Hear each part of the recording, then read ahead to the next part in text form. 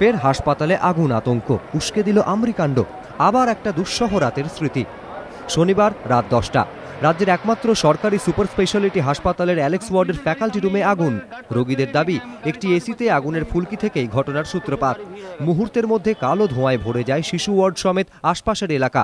ঘটনার জেরে তীব্র আতঙ্ক ছড়িয়ে পড়ে গোটা হাসপাতালে। দ্রুত সরিয়ে নিয়ে যাওয়া হয় অসুস্থ শিশুদের।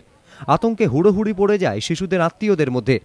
উলবের দিকে ছুটে আসছি, এখন খবর পেয়ে কটা বাজে কটা ঘটনা ঘটেছে, আমি কতক্ষণ মধ্যে পৌঁছেছি, তো আমি কিভাবে ওখান থেকে এসেছি। একটা পেশেন্ট কোথায় রাখবো, এই পেশেন্টটাকে আমি বাইরে রাখবো? সেটাই তো। হ্যাঁ, লিফট ম্যান নেই, লিফট ম্যান আগে পালিয়ে গেছে, তারপর পেশেন্টটাকে ওই সিটে নামাতে হচ্ছে। আগে 11টার সময় অপারেশন হয়েছে। শীতের রাতে খোলা আকাশের নিচেই বেশ কিছুক্ষণ আতঙ্কে কাটাতে হয় রোগী ও রোগীর আত্মীয়দের। আমার গাড়ির সামনে পুলিশের গাড়ি লাগিয়ে চলে গেছে, আমি গাড়ি বার করতে পারছি না। কি হয়েছে, কি জন্য আপনি? আরে আমি সিটি স্ক্যান করাতে এসেছিলাম, এখন পুলিশের গাড়ি সামনে এরকম করে গার্ড করে চলে গেছে, আমি গাড়ি চালাতে পারছি না, পেছনে নিয়ে বসে আছি। যদিও আতঙ্কিত হওয়ার কিছু নেই বলে দাবি করে হাসপাতাল কর্তৃপক্ষ।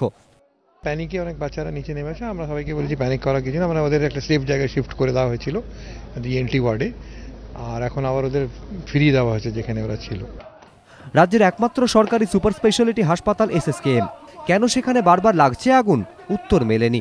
উল্টে সংবাদ মাধ্যমকেই আতঙ্ক ছড়ানোর জন্য দায়ী করেন পুর ও নগর উন্নয়ন মন্ত্রী ফিরহাদ হাকিম। দু চারটে মিডিয়া যারা ভুল প্রচার করছে, আতঙ্ক করার সৃষ্টি করছে বাংলায়, তাদের হুঁশিয়ারি করুন এবং কোনো আতঙ্ক নেই। আমরির ঘটনার পর পেরিয়ে গিয়েছে অনেকটা সময়, কিন্তু কাজের কাজ হয়নি।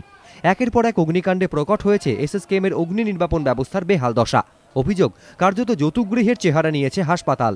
শহরে আমরিকাণ্ড সত্ত্বেও হুঁশ ফেরেনি কর্তৃপক্ষের। সমীরণ পাল, সমিত সেনগুপ্ত, পার্থপ্রতিম ঘোষ ও প্রবীর চক্রবর্তী, এবিপি আনন্দ, কলকাতা।